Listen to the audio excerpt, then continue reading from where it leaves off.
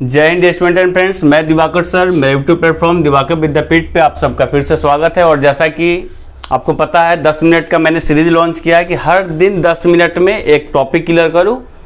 हो जाता है कभी कभी 11-12 मिनट, बट प्रयास यही है कि 10 मिनट में आपको एक टॉपिक क्लियर करके दूँ और आपका एक नंबर सिक्योर कर दूँ। और पिछले क्लास में मैंने शायद 7 या 8 क्लास में मैंने एक सीरीज का क्वेश्चन दिया था, जिसमें मैंने ये करके दिया था कि AB = 6 ऐसा करके मैंने दिया था, जिसमें केवल 2 बच्चे आंसर कर पाए और वो भी बच्चे में केवल बच्चियाँ आंसर कर पाई। उन 2 बच्चों का मैंने नाम देखा कि एक का नाम था रिया और एक का नाम था वर्षा। इन दोनों ने बहुत अच्छा आंसर किया, कमेंट किया। आप भी जब भी कोई क्वेश्चन मिले कमेंट किया करो। आप जैसे ही कमेंट करते हो, अगर आपका आंसर सही होता है तो मैं अगले वीडियो में आपका नाम जरूर लूँगा, ठीक है। तो क्लास को हम लोग बढ़ाते हैं 10 मिनट की सीरीज को।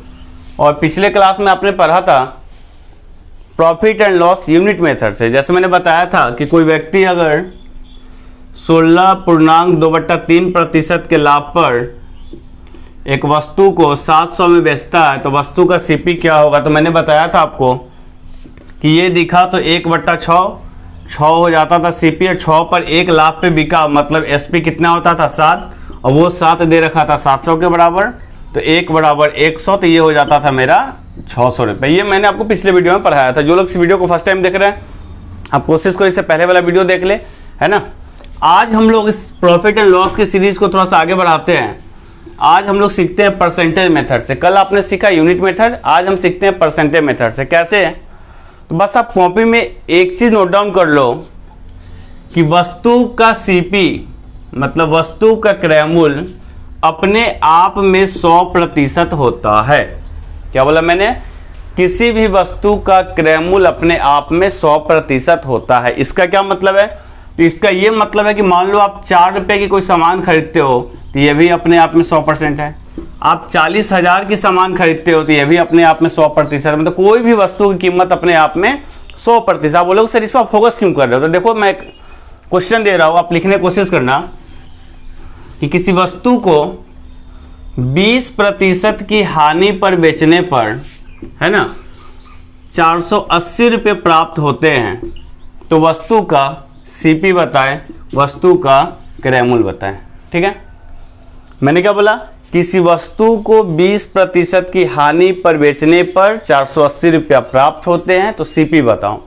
आपके दिमाग में एक ही चीज़ चलना चाहिए कि जैसे ही CP पूछा मतलब 100% का मान पूछा, मतलब वो आपसे 100% का मान पूछ रहा है।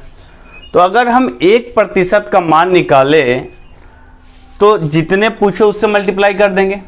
अब यहाँ पे आ जाओ आप, क्या ये वस्तु लाभ पे बिका या हानि पे बिका, तो लिख रखा है 20% हानि। इसका क्या मतलब है, इसका ये मतलब है कि वस्तु कुल अपने आप में 100% में नहीं बिका। अगर वो अपने आप में भी बिक जाता तो ना फायदा ना घाटा, क्रय मूल्य मिल जाता उसे। वह उससे 20% की हानि पर बिका। इसका मतलब है वो वस्तु 100% में नहीं बिका, वो वस्तु बिका 20% कम में। इसका मतलब है कि वो बिका है 80% में ही बिका है वो, मतलब वस्तु की केवल 80% कीमत ही मिल पाई है। इसका क्या मतलब है, तो यही 80% में जो बिका वो कितने में बिका था 480 रुपये में। अब देखो लो आप, 80% बराबर 480, तो 1% का मान निकालेंगे तो 8 × 48, तो 1% का मान कितना निकल गया आपको 6 रुपया। हमसे क्या पूछा भैया CP बताओ, CP कितना होता है 100%, 100% निकालेंगे, 1% की वैल्यू क्या मिल गई हमें 6, तो क्या हो जाएगा 600 रुपया। उम्मीद करते हैं समझ में आया होगा, ना आया होगा तो मैं फिर एक और एग्जाम्पल लेता हूँ, है ना। जब तक आपको समझ में नहीं आएगा एग्जाम्पल चलता रहेगा। किसी वस्तु को 40% की हानि पर बेचने पर 360 रुपया प्राप्त होते हैं, तो वस्तु की CP बताओ। मैंने क्या बोला, वस्तु को 40% की हानि, बस वही कॉन्सेप्ट। कोई भी वस्तु का क्रय मूल्य अपने आप में 100%, 40% हानि मतलब कम में बिका, मतलब कितने % में बिका 60%। ये 60% दिखा तो क्या दिखा, तो इधर बता रखा 360 रुपये में बिका, है ना। तो 1% बराबर कितना हो जाएगा 6, 6 1 36, है ना, 6 हो जाएगा 60 नहीं, है ना। तो आपसे पूछा CP, तो CP अपने आप में 100% है, कितना हो जाएगा आपका 600 रुपया। जरूरत नहीं कि हमेशा 600 ही आए, मैंने एग्जांपल ऐसा लिया था कि 600 आ गया है ना संयोगवश। अच्छा, जरूरत नहीं है कि केवल हानि पे ही सवाल पूछा जाए, आपसे ऐसा भी पूछ सकता है कि किसी वस्तु को 30% के लाभ पर बेचने पर 30% के लाभ पर बेचने पर 910 रुपया प्राप्त होते हैं, 910 रुपया प्राप्त होते हैं, तो वस्तु का सीपी बताओ। अब एक बात बताओ, क्या वस्तु लाभ पे बिका या हानि पे? तो बोलोगे लाभ पे बिका। कितने प्रतिशत लाभ? 30% लाभ। इसका क्या मतलब है? इसका मतलब है कि 100% तो मिला ही उसका क्रय मूल्य, ऊपर से 30% का और लाभ, मतलब वस्तु अपने आप में 130% में बिका। वही कितने में बिका? तो 910 में बिका। ठीक है, तो एक बात बताओ, 1% का मान निकालो तो 0 से 0 कट गया और 13 7 91, तो 1% का मान कितना निकल गया आपका? 7 रुपया। पूछा सीपी, तो सीपी बराबर हो जाएगा, सीपी होता है अपने आप में 100%, 1% का मान 700, तो 7 गुने 100 कितने हो जाएंगे आपके? 700। उम्मीद करते हैं आपको ये छोटा सा कॉन्सेप्ट समझ में आया होगा। परसेंटेज टाइप पढ़ाने का बेनिफिट क्या है? तो कुछ इससे रिलेटेड क्वेश्चन आते हैं, छोटा छोटा टाइप है, जो मैं आज ही क्लियर कर देता हूँ। हो सके वीडियो 10 से 15 मिनट का हो जाए, बट आप इसे नोट डाउन करते चलना है ना। चलो, इससे रिलेटेड क्वेश्चन कैसे बनते हैं, तो वो आपको क्वेश्चन देगा, आप नोट डाउन कर लीजिए कि किसी वस्तु को 20% हानि के बजाय 20% लाभ पर बेचा जाए, है ना, तो 80 रुपया अधिक मिलता है, तो वस्तु का क्रय मूल्य क्या होगा? उम्मीद करते हैं आपने सवाल लिखा होगा। अब सॉल्यूशन देखो, इस पर क्या बोल रहा है आपको कि 20% हानि के बजाय 20% लाभ पर बेचे तो 80 रुपया अधिक मिलता है, तो वस्तु का सीपी बताए। आपको पता है वस्तु का सीपी अपने आप में 100%, मतलब आपको मान निकालना है 100% का। अब बोलोगे इसको कैसे सेटिंग करें, तो एक जरा सा सोचो आप, इनके बीच कितने प्रतिशत का गैप है। तो एक तरफ देख रहे हैं कि मान लेते हैं इसका सीपी है, तो 20% हानि पे बिक रहा है, इधर 20% लाभ पे बिक रहा है, मतलब इधर से इधर का गैप देखे तो 40% का है। मतलब इनके बीच का गैप कितने परसेंट का है? तो 40% का है। उधर देख रहे हैं इस गैप को भरने में कितने रुपए का अंतर है? तो 80 रुपए का अंतर है। मतलब हम बोल सकते हैं कि यह जो 40% है यही 80 रुपया है। तो 40% बराबर 80 रुपया, तो 1% बराबर क्या हो जाएगा आपका? 2 रुपया। तो 100% बराबर क्या हो जाएगा आपका? 200 रुपया। मतलब जिस वस्तु की बात की जा रही है उस वस्तु का क्रय मूल्य क्या है आपका? 200 रुपया।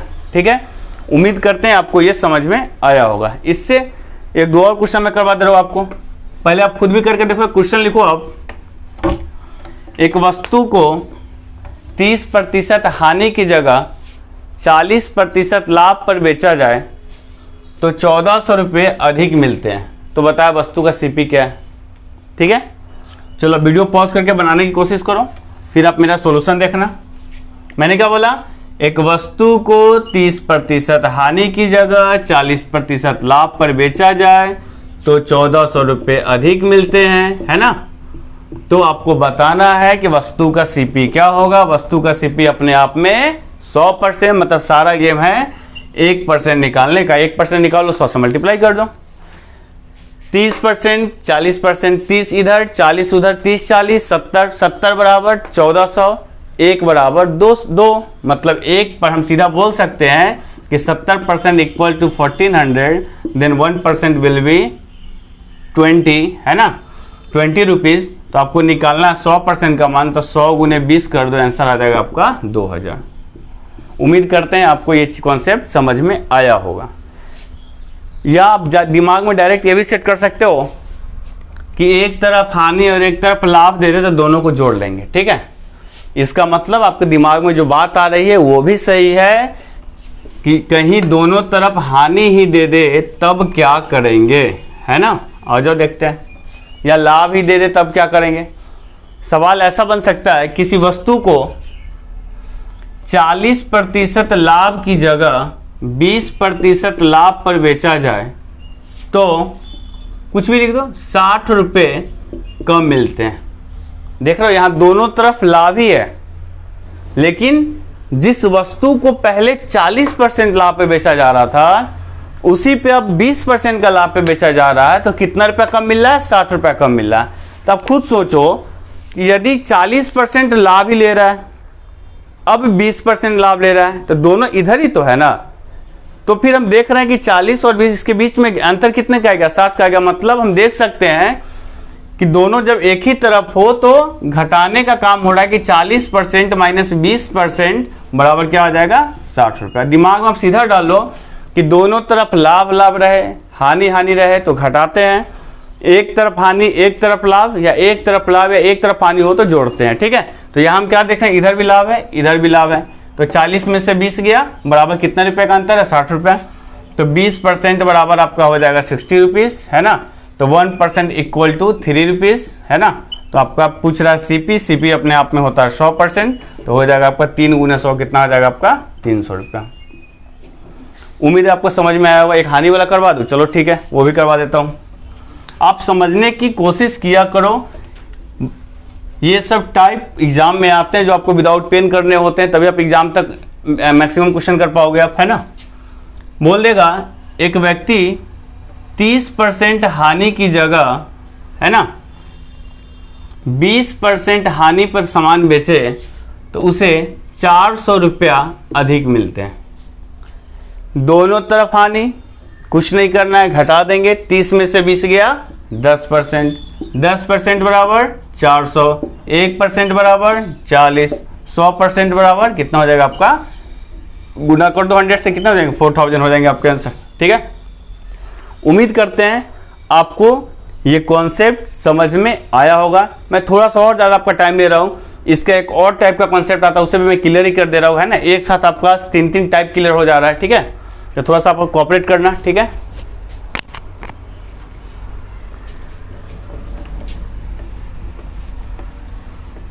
चलो एक टाइप आप लिखो तो फटाफट न्यू टाइप करके लिखो। किसी वस्तु को 480 रुपया में बेचने पर, किसी वस्तु को 480 रुपया में बेचने पर 20% की हानि होती है, 20% की हानि होती है, तो 20% का लाभ कमाने के लिए उस वस्तु को कितना में बेचना पड़ेगा? न्यू टाइप है, लिख लो, बहुत इजी टाइप है। आप क्वेश्चन लिखो कि 480 रुपया में बेचने पे किसी वस्तु को, है ना, 20% की हानि होती है, तो इसी वस्तु पर 20% का लाभ कमाना हो तो कितने में बेचेंगे? ठीक है, चलिए तरीका देखिए। तरीका देखने से पहले ना आप एक नोट डाउन कर लो कॉपी में स्टार बनाकर, कि इस तरह के सवालों में कॉपी में लिख लेना आप कि जो हमें चाहिए उसे अंश में रखते हैं, न्यूमरेटर में रखते हैं, और जो हो गया है उसे हर में रखते हैं, डिनोमिनेटर में रखते हैं। ठीक है, कुछ भी समझ में नहीं आया? अब समझ में आएगा। आप एक बात बताओ, इस सवाल में चाह क्या रहा है? तो हम देख रहे हैं सवाल में पूछ रहा है कि 20% का लाभ कमाने के लिए, तो जो, ठीक है, कंटिन्यू करते हैं। तो एक बात बताओ, जो हमें चाहिए उसे कहाँ रखते हैं? ऊपर।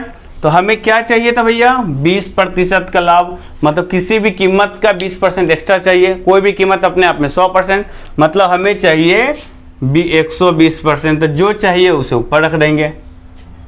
घट क्या गया? तो 20% का हानि, मतलब 100 में से 20 गया 80। और गुने क्या आ जाएगा आपका? जो पहला विक्रय मूल्य था, तो 80 से 6 बार में कटेगा, 12 छक्का 72, 720 आंसर हो जाएगा। मतलब जो चाहिए उसे ऊपर, जो घट गया वो हर में जाएगा, और गुने क्या हो जाएगा? पहला वाला मेरा क्या हो जाएगा? आपका एसपी हो जाएगा। एक और सवाल देख लो, सवाल लिखो आप सब। किसी वस्तु को, है ना, 210 रुपया में बेचने पर 30% की हानि होती है, तो इसी वस्तु को 30% का लाभ कमाने के लिए कितना में बेचना पड़ेगा? लिख लिया अपने सवाल कि 210 में बेचने पर 30% की हानि और लाभ कितना चाहिए? 30%। तो मैंने अभी आपको क्या बताया कि जो चाहिए उसे ऊपर रखते हैं। तो इस बार क्या चाहिए हमें? 30% लाभ चाहिए, तो 130 हो जाएगा। घट क्या गया? 30% की हानि, मतलब घट के वो 70 हो गया। और पहला विक्रय मूल्य क्या था? इतना, तो 70 से 3 बार में कट जाएगा, और कितना हो जाएगा आपका? 339। ठीक है, ये आपका आंसर हो जाएगा। तो उम्मीद करते हैं अच्छा आपके दिमाग में एक चीज़ कहीं ये चीज़ बैठ गया होगा कि अच्छा जितना यहाँ उतना वहाँ, ऐसा कुछ नहीं है। चलिए एक सवाल मैं और करवा देता हूँ आपको, आ जाओ। किसी वस्तु को, एक सवाल लिखवा फिर से, किसी वस्तु को है ना 960 रुपया में बेचने पर 40% का हानि होता है, ठीक है, तो 30% का लाभ कमाने के लिए उसे कितना में बेचना होगा? कितना लाभ कमाना है? 30%, तो 130। क्या हो गया? हानि कितना परसेंट? 40%, तो 100 में से 40 गया 60, मतलब 40 में हानि बिका, मतलब 60 बिका। पहला क्या आपका? तो 960 कट जाएगा, 6 से 16 बार में कट जाएगा। अब इसे आप मल्टीप्लाई कर दो, क्या हो जाएगा? 0 16 3 48, 4 16 4 20, आंसर हो जाएगा आपका 280। ठीक है, तो उम्मीद करते हैं आपको ये समझ में आया होगा। आज मैंने, हो सकता है कि 10 से ज़्यादा मिनट का वीडियो बन गया हो, बट ये आपका 3 टाइप क्लियर हो गया। एग्जाम में डायरेक्ट क्वेश्चन इससे आता है और डायरेक्ट सॉल्यूशन होता है, ठीक है। और आज का आपका एक होमवर्क, हर वीडियो में कोशिश करता हूँ होमवर्क दूँ ताकि आप उसे कमेंट कर सको। जब आप कमेंट करते हो तो और लाइक वीडियो करते हो तो आपका प्रेजेंटेशन का पता चलता है कि हाँ आपने वीडियो देखा, कुछ सीखा। तो एक क्वेश्चन मैं आपको दे रहा हूँ, आपको बनाना है किसी वस्तु को